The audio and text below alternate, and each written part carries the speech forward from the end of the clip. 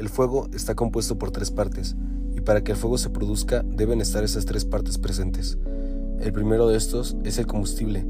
Un combustible es cualquier material capaz de liberar energía de maneras violentas y conlleva un desprendimiento de calor. El segundo es el oxidante. El oxidante es la sustancia que reacciona con el combustible, liberando la energía. Y finalmente el tercero, la fuente de ignición, el calor. Es la energía necesaria para iniciar la reacción química entre el combustible y el oxidante. Esta energía debe ser suficiente para elevar la temperatura del combustible hasta su punto de ignición.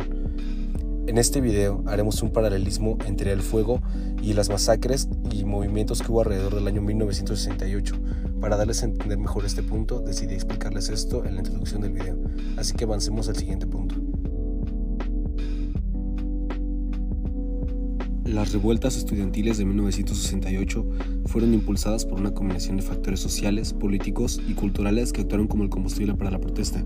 Por ejemplo, las protestas contra la guerra de Vietnam. En Estados Unidos y otros países, los jóvenes rechazaron la intervención militar en Vietnam y el reclutamiento obligatorio por su gobierno que se les imponía. Otro ejemplo de estas protestas podrían haber sido los movimientos como el de los derechos civiles en Estados Unidos, liderado por Martin Luther King. Las demandas de igualdad racial y de género que ellos querían y la resistencia con los gobiernos autoritarios en diversos países fueron factores que en muchos casos inspiraron a los estudiantes a levantarse en protesta y a exigir aquello que ellos tanto necesitaban y que se les había negado una y otra vez: su libertad. Otra cosa que es obligatorio mencionar podría ser el auge del marxismo, el anarquismo y otras ideologías de izquierda que inspiran a muchos jóvenes a cuestionar el sistema capitalista y las estructuras de poder que los gobernaban, y muchas veces tomaban decisiones por ellos, que no los representaban ni beneficiaban de ninguna manera. Estas dinámicas desgraciadamente las podemos seguir observando en la actualidad. En México, por ejemplo, los manifestantes en la protesta de 1968, en su mayoría estudiantes, tenían una serie de demandas dirigidas al gobierno autoritario del Partido Revolucionario Institucional, o PRI. Las principales peticiones incluían la libertad para los presos políticos, en las cuales le exigían la liberación de personas encarceladas por sus ideas políticas o por su participación en movimientos sociales. Asimismo, pedían la institución de los jefes policíacos, la renuncia de los altos mandos de la policía, el general Luis Cueto Ramírez, Raúl Mendiela y Armando Frías, a quienes consideraban responsables de la represión. La disolución del cuerpo de granaderos era una parte fundamental de la demanda, en la cual consistía en la eliminación de esta fuerza policíaca antimotines, conocida por su brutalidad en la represión de las manifestaciones.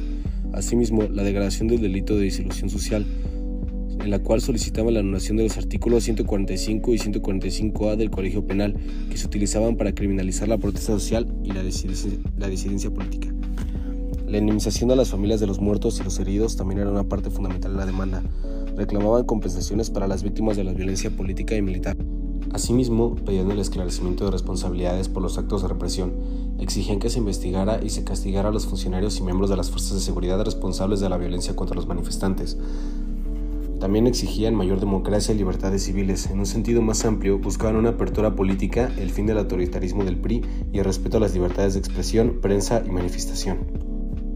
Ahora continuaré con el siguiente punto, que es La guerra de Vietnam, como anteriormente se mencionó en el video, fue un catalizador central para la movilización de los jóvenes y algunos sectores más de la población en muchos países. La creciente oposición a la guerra, las imágenes de brutalidad, el número de bajas y la percepción de una intervención imperialista generaban protestas masivas, especialmente entre los jóvenes.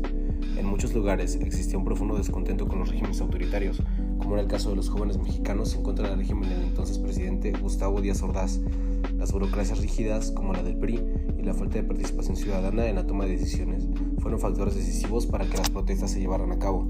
Con el paso del tiempo, una generación joven más numerosa y con mayor acceso a la educación se convirtió en una fuerza social y política importante, dispuesta a cuestionar el status quo que imponían las figuras y organismos del poder. Los medios de comunicación como la televisión no se quedaron atrás.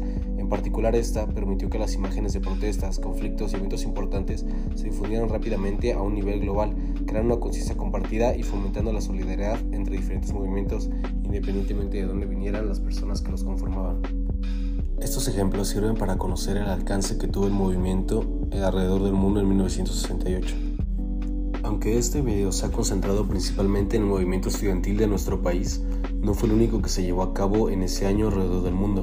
Otros movimientos importantes durante ese periodo de tiempo también fueron las protestas de mayo del 68 en Francia, en donde estudiantes y trabajadores organizaron huelgas y manifestaciones masivas en Francia, desafiando al gobierno de Charles de Gaulle.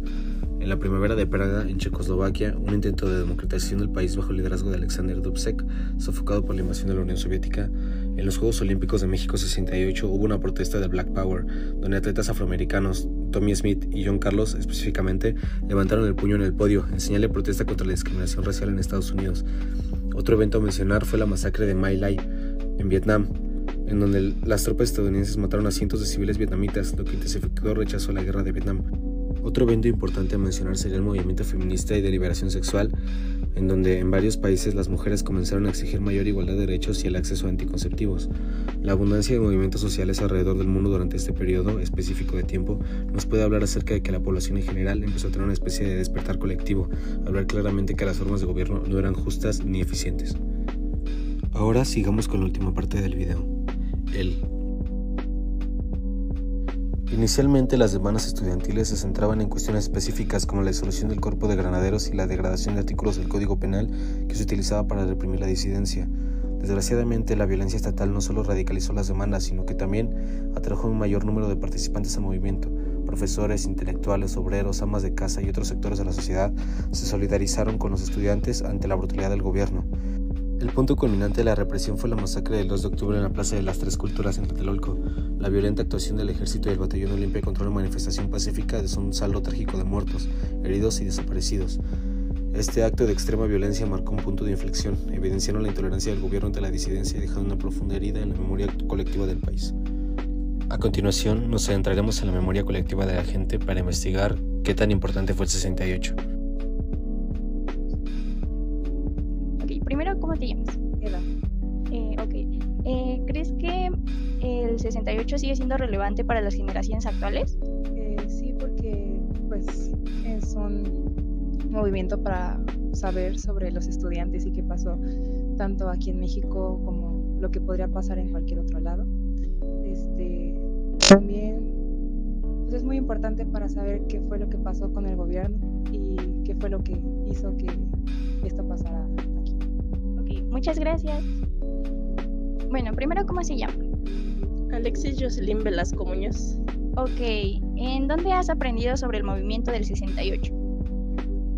Pues primero en la escuela y también con mi familia, que parte de ellos vivieron del movimiento. En la secundaria, pues también porque te enseñaban parte de esta, pues de la historia de México, ¿no? Muchas gracias. Primero, ¿cómo se llama? Mi nombre es Mario. Mario. ¿De dónde viene? Soy de Guatemala.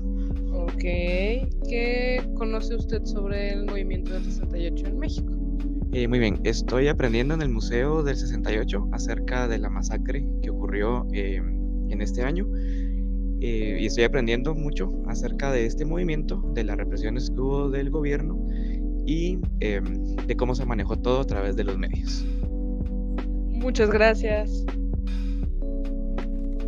Mantener viva la memoria de las personas desaparecidas durante el movimiento estudiantil de 1968 en México es primordial, ya que recordar a las víctimas es un acto de justicia en sí mismo, permite honrar sus vidas y mantener viva la verdad sobre lo sucedido, incluyendo quiénes fueron los responsables, qué motivó sus acciones. Sin memoria, el riesgo de la impunidad para los perpetradores aumentaría significativamente. La tragedia de las desapariciones en México no terminó en 1968. En la actualidad, el país se enfrenta a una crisis humanitaria con más de 115,000 personas desaparecidas, según cifras oficiales actualizadas a septiembre de 2024. Esta cifra alarmantemente refleja un patrón sistemático y generalizado de desapariciones forzadas y desapariciones cometidas por particulares con un alto grado de impunidad. Para abordar la grave crisis de desapariciones en México, es fundamental que el gobierno implemente medidas efectivas y responda a las demandas de las víctimas y sus familias. Algunas posibles soluciones y exigencias incluyen el fortalecimiento de las instituciones de búsqueda, en el cual es necesario invertir recursos y fortalecer las capacidades de las comisiones de búsqueda a nivel federal y estatal, garantizando su autonomía y su eficiencia. La investigación exhaustiva y la sanción a los responsables. Se requiere una investigación seria, imparcial y exhaustiva en todos los casos de desaparición, tanto pasados como presentes, para identificar y sancionar a los responsables. Los agentes del Estado se deberían de encargar de estas acciones, así como los particulares, en algunos casos. En conclusión, la memoria de los desaparecidos de México 68 es un recordatorio sombrío pero necesario de las consecuencias de la represión y la impunidad. Su legado debe impulsarnos a exigir justicia por el pasado y a trabajar incansablemente para que la tragedia de la desaparición no siga marcando el presente y el futuro de México. Las soluciones requieren un compromiso firme del gobierno y de la sociedad en su conjunto para garantizar la verdad, la justicia, la reparación y la no repetición.